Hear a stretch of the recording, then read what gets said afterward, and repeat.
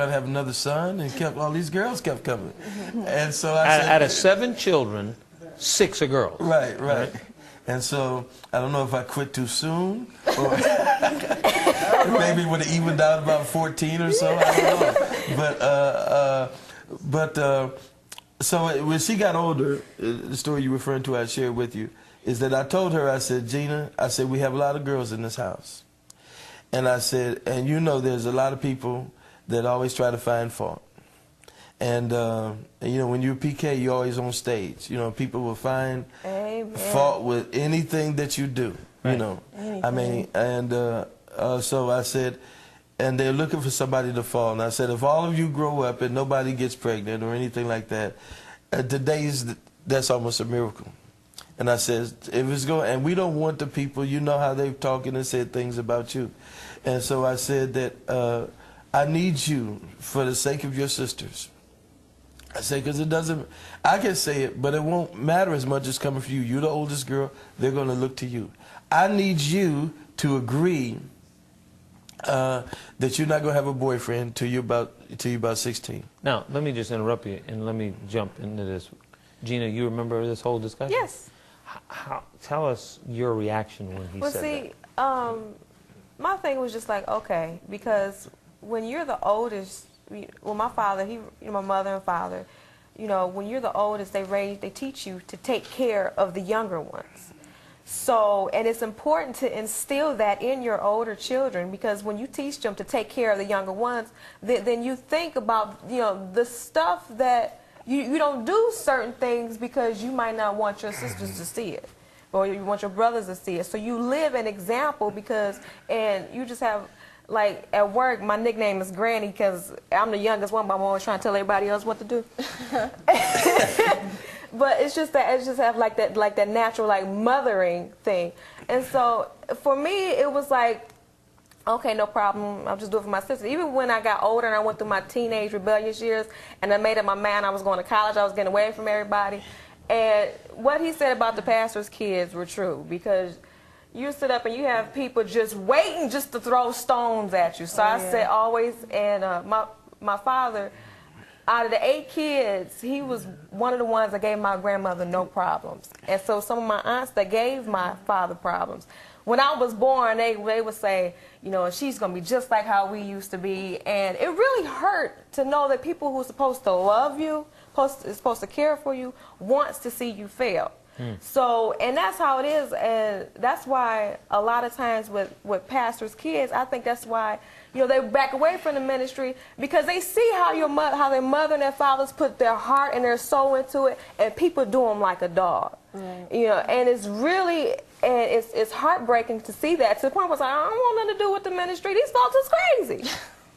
You know, and so I made my mind I was like going to just go to college and do my own thing, but I didn't do anything at home because I didn't want my sisters to see that. Now, I recall the story that you were about 13, I guess. She actually was younger than that. I mean, yeah, the 13 story. Yeah, go ahead. Yeah, but now wait a minute. Let me just ask you, because you're getting emotional sitting here. Yeah. Tell me why the tears. Just a lot of memories, you know. My mind's always working, so she's saying things, you know, my mind goes back to a lot of things. So, you know, I'm grateful, you know, for what the Lord has done. I pray for God to give me wisdom. I might as well set that box up here. There's the tissues. You don't need more than one. Yeah, and how to raise them. And I'm just so blessed. You know, and I thank God for it. You know, story you're talking about when she was 13. And I thank God for it. You know, story you're talking about when she was 13. She had agreed, and I guess we've been going about, I think she'd been doing it for about 1 or 2 years, not having a boyfriend. Now wait a minute. You're only 11 to 12 years old.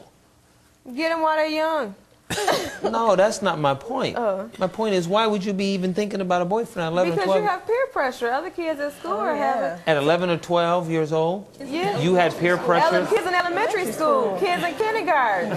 It's bad. The whole audience is erupting out there. Yeah. Like, I'm the only You'd guy. be surprised how many of these ignorant mothers, and I'm just going to say ignorant mothers, that would encourage their children at 4 and 5 years old to have a boyfriend. Oh, yeah. I mean, 4 and 5? Yeah. Yes. It gets crazy. I've had a couple of girls come up to me that's 13, 14 years old. I'm trying to, counsel them, help them, encourage them about not having all these boyfriends and getting involved with all these things that just distractions and stuff. And they're telling, well, my mom lets my boyfriend spend the night. And that's not asking for trouble. That's begging for trouble. This is 13 and 14-year-olds 14, who say their parents are allowing them to spend the night? Yes. Right. Yes. It was a gentleman that came here that specifically brought his younger cousin because he heard Katrina's testimony. Came here to the revival, Yeah. because he heard her testimony and brought his younger cousin specifically to talk to Katrina. Yeah. And you did talk to her? Yes, I did. And what was the exchange? Well, I mean, why did he bring her? What was going on that he needed it? What was going on? Yeah. Her mother was letting her boyfriend spend the night. Oh, this was the person you're talking about? Yes. The person came to the revival? Yes. And so she's 13 years old, and her mother was allowing her boyfriend to spend the night in their home. Yes. Yes. Unbelievable. Yeah. There's a scripture in Proverbs, in Leviticus, they said, fathers, do not prostitute thy daughters, at least they be a whore, and the land fall into wickedness. And, we see this again and again.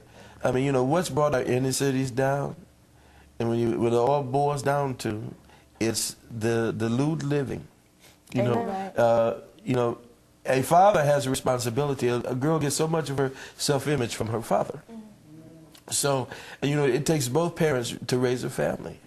And so the father needs to love. He needs to support that girl. There's things that only a father can do.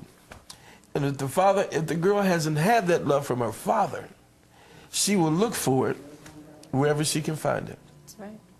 And so many times when she can't find her father, she finds in whatever men who, a lot of guys are like predators. They're on the lookout for her.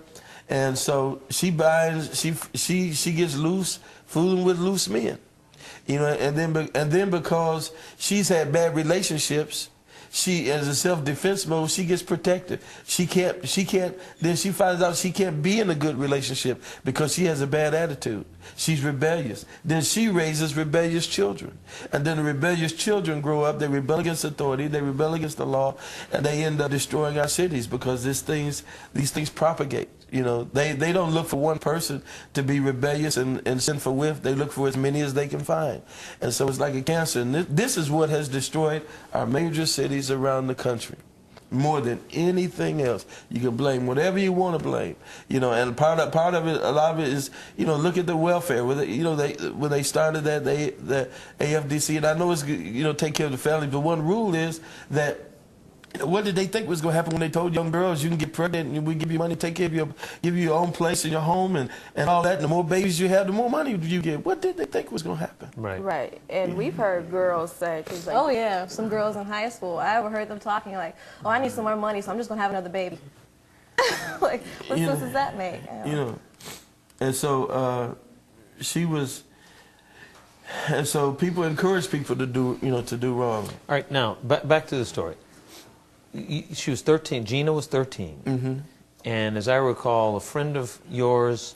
They were encouraged. They was asking me, like, who's your boyfriend? And I was like, I don't have a boyfriend. And that's what they try to do, like, in school. They try to hook people up with other people. So I'm 30. So I was maybe about in the 7th or 8th grade. And so my girlfriend, Stephanie, so she was like, why don't you... I was like, well, I'm not allowed to have boyfriends. So she said, well... I was like, my daddy, I'll get in trouble. I'm not supposed to have a boyfriend. She said, well, you're at school. Your daddy don't know what you're doing at school. So I'm like, okay, but I just like to say, I like to thank God for growing up in a house with a prophet. But at the same time, when you're a teenager going through rebellious, it's a pain in the butt. Because I can't say that, can I? I think it's too late. Right. So, but because you be sitting up and you could just be thinking something. The Holy Ghost to show. And I had my grandmother. She's passed 2 years ago, but she was a prophetess. And my godmother, Evangelist Cheryl K. Griffin, she's a prophetess. So I'm all surrounded by all these prophets and prophetesses. I couldn't do nothing. But wait a minute. When you told your friend that I was I'm not allowed. You said I'm not allowed. My dad won't let me have any boyfriends. And so she was